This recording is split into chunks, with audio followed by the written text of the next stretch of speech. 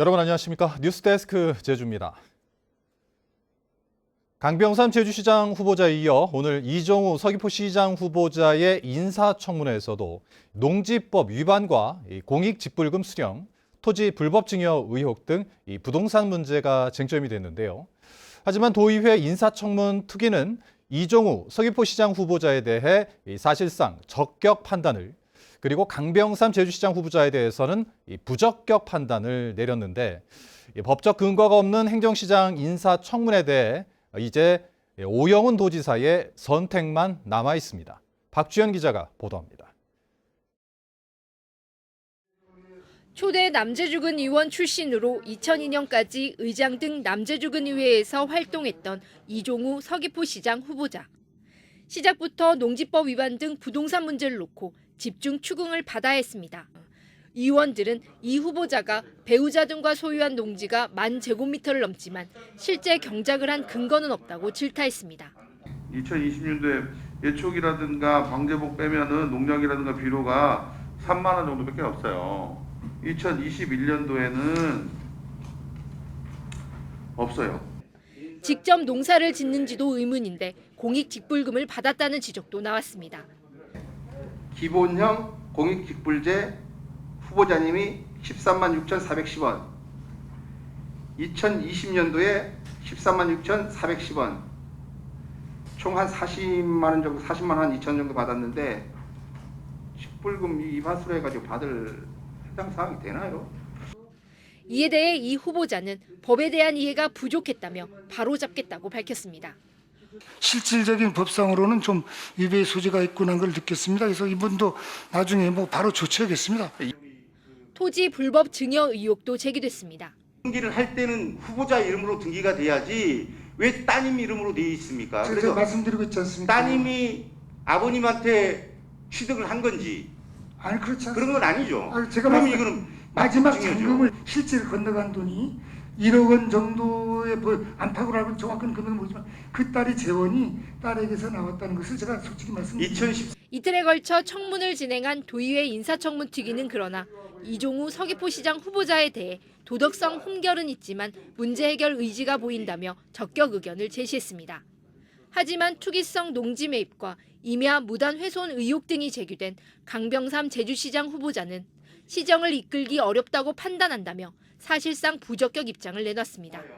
도의회는 제주도의 후보자 인사 검증의 개선책을 마련하라고 요구한 가운데 오영훈 도지사가 어떤 결정을 내릴지 최종 임명에 관심이 쏠리고 있습니다. MBC 뉴스 박주연입니다. 최근 무사증으로 제주에 입국한 외국인들이 잠적한 뒤 불법 취업하는 사례가 잇따르면서 불법 입국 통로로 악용되자 법무부가 제주에도 전자여행허가제를 적용하기로 했는데요. 이 때문에 관광업계는 2년 만에 재개된 외국인 관광이 다시 위축될 수 있다며 반발하고 법무부는 도민들의 충분한 여론을 거치겠다며 제주 도민 설명회까지 열었습니다. 김찬영 기자입니다. 이달 들어 태국 방콕과 제주 직항 노선으로 들어온 태국인은 1,300여 명. 이 가운데 59%가 입국 거부됐고 입국 허가를 받은 관광객 중에서도 16.5%는 여행 중 잠적했습니다.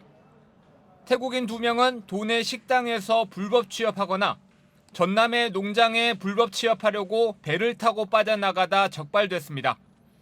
이에 따라 법무부는 우리나라에 무사증으로 입국할 수 있는 태국 등 112개 나라 국민이 제주에 입국할 때도 올해 안에 전자여행 허가제를 적용하겠다고 밝혔습니다. 지난해부터 도입된 전자여행 허가제에서 제주만 국제관광도시라는 이유로 제외되면서 불법 입국 통로로 악용되고 있다는 겁니다. 중국 등 제주에만 무사증으로 입국할 수 있는 국가는 예멘 사태처럼 문제가 발생할 때만 적용하겠다는 계획입니다. 중국인 관광객이 제주 관광에 차지하는 비율이 상당히 높고요. 법무부만의 생각으로는 하지 않겠다는 겁니다. 그것을 할 때 이번에 했듯이 제주도나 제주도민들의 충분한 여론을 거쳐서 관광업계는 코로나19 이후 2년 만에 재개된 외국인 관광이 다시 위축될 수 있다며 우려하고 있습니다. 이게 전체적인 국가에 다 확산이 되었을 때는 상품 모객력에서 이 한국 시장이라는 특히 굉장히 경쟁력이 떨어져서 국제자의 도시 기본 취지에 반하는 게 아니냐. 그리고 지금까지 제주도가 어쩌면 우월적으로 유지를 해온 무사증 제도까지, 제주 무사증입니다. 어쩌면 침해가 되는 부분이 아니냐. 법무부는 전자여행 허가 적용 전에 의견을 충분히 듣고 개선점을 마련하겠다고 밝혔지만 관광업계의 반발이 만만치 않아 논란은 계속될 전망입니다. MBC 뉴스 김찬년입니다. 어젯밤 제주시 노경동의 한 자동차 공업사에서 큰 불이 나 인근 주민 100여 명이 대피하고 6억 원이 넘는 재산 피해가 났는데요. 경찰이 해당 공업사의 전 직원을 방화 혐의로 긴급 체포했는데 고용과 임금 문제 등의 앙심을 품고 불을 지른 것으로 드러났습니다. 김항섭 기자의 보도입니다. 주택과 상가 옆에 한 자동차 공업사. 건물 위로 검은 연기가 쉴 새 없이 솟구치고 시뻘건 불길이 솟아오릅니다. 화만은 순식간에 건물 전체를 뒤덮습니다. 어제 오후 8시 50분쯤 제주시 노영동의 한 자동차 공업사에서 불이 났습니다. 불이 나자 소방당국은 관할 소방서 인력을 모두 동원하는 대응 1단계를 발령해 진화에 나섰고 바로 옆 아파트 주민 100여 명이 놀라 대피했습니다.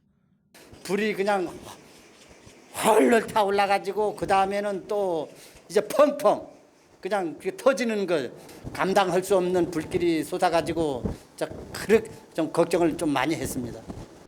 불은 다행히 인명피해 없이 40분 만에 꺼졌습니다. 하지만 공업사 정비동 한 곳과 차량 8대가 불에 타 소방서 추산 6억 3천만 원의 재산 피해가 났습니다.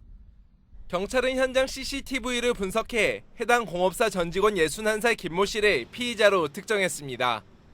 곧 김 씨의 거주지로 검거에 나서던 경찰은 112로 전화를 걸어 자수한 김 씨를 한 식당에서 긴급 체포했습니다. 조사 결과 김 씨는 근태 문제로 정비업체와 갈등이 있었고 고용과 임금 문제 등의 앙심을 품고 불을 지른 것으로 드러났습니다. 근무했던 직원이라서 거기 도장부 자동차 도색하는 작업을 해가지고 거기에 있던 물질로 방화를 한 것으로 좀 확인되고 있습니다. 경찰은 국립과학수사연구원 등과 합동 감식을 벌여 정확한 화재 원인과 경위를 조사하는 한편 김 씨에 대해 방화와 건조물 침입 등의 혐의로 구속영장을 신청할 예정입니다. MBC 뉴스 김항섭입니다.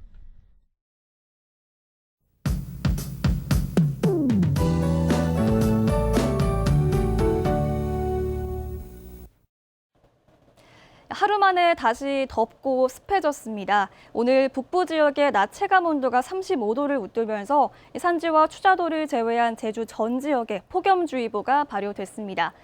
주말에도 제주도는 무더위와 열대야가 이어지겠는데요. 내일은 오후에 비가 잠깐 오겠고요. 비가 그친 일요일에는 기온이 조금 내려가겠습니다. 기압골이 비구름대를 강하게 발달시키면서 오늘 서울을 비롯한 중부지방에는 비가 강하게 왔는데요. 밤사이에 충청권과 전북에도 강한 비가 예상됩니다. 제주도는 비구름대가 내일 오후쯤 영향을 주겠지만 비가 많이 오진 않겠습니다. 내일 오후부터 저녁 사이에 5에서 20mm 정도의 비가 예상됩니다. 내일은 구름 많다가 오전부터 차차 흐려지겠고요. 비가 오는 동안 가시거리가 짧고 중산간 지역은 안개가 짙겠습니다. 관광객들은 특히 중산간도로 이동 시 교통안전에 유의하시기 바랍니다. 오늘 밤에도 열대야가 이어지면서 내일 아침 기온 높게 시작하겠는데요. 내일 아침 북부 지역 29도, 서부와 남부 지역 28도를 보이겠습니다. 낮 기온은 북부와 동부 지역 32도, 서부 지역 30도가 예상됩니다. 주말 동안 바다 상황도 좋지 않겠습니다. 제주 전해상에서 비가 오면서 해무가 짙겠고요. 제주 남쪽 먼바다로는 내일 새벽에 풍랑특보가 발효되겠습니다. 물결이 최고 3m까지 높아지겠습니다. 다음 주 화요일은 어느덧 여름의 마무리를 알리는 절기 처서인데요. 제주는 다음 주 중반부터 30도를 밑돌면서 절기답게 폭염이 잠시 쉬어갈 것으로 예상됩니다. 기상정보였습니다. 제주 지역 코로나19 신규 확진자가 연일 2,000명대를 이어가고 있습니다. 제주도에 따르면 어제 하루 코로나19 신규 확진자 2,108명이 발생했고 오늘은 오후 5시까지 1,617명이 확진 판정을 받았습니다. 현재 도내 위중증 환자는 2명이며 70대 기저질환 확진자 1명이 숨져 누적 사망자 수는 201명으로 증가했습니다. 최근 일주일 제주역 코로나19 신규 확진자는 12,888명으로 전주보다 522명 늘었습니다. 제주도교육청은 다른 지방에 수학여행을 갔다 코로나19에 확진된 학생과 보호자에게 하루에 7만 원씩 최대 98만 원의 현지 격리 체류 비용을 지원하기로 했습니다. 교육청은 수학여행 현장 지원단을 구성해 현지에서 사안이 발생할 경우 초동 조치 사항을 안내하고 직원을 긴급 파견할 계획입니다. 오영훈 제주도지사가 윤석열 대통령 지역 공약과 정책 과제의 조속한 추진을 위한 시도지사 공동 대응을 제안했습니다. 오영훈 지사는 서울에서 열린 대한민국 시도지사협의회 총회에 참석해 대통령 인수위 지역균형 발전 특위가 해산된 뒤 지역 공약에 대한 정부 차원의 추진 체계가 없다며 정부의 관리계획 수립을 촉구하는 시도지사 차원의 입장 전달이 필요하다고 강조했습니다. 뉴스데스크 제주를 마칩니다. 시청해주신 여러분 고맙습니다.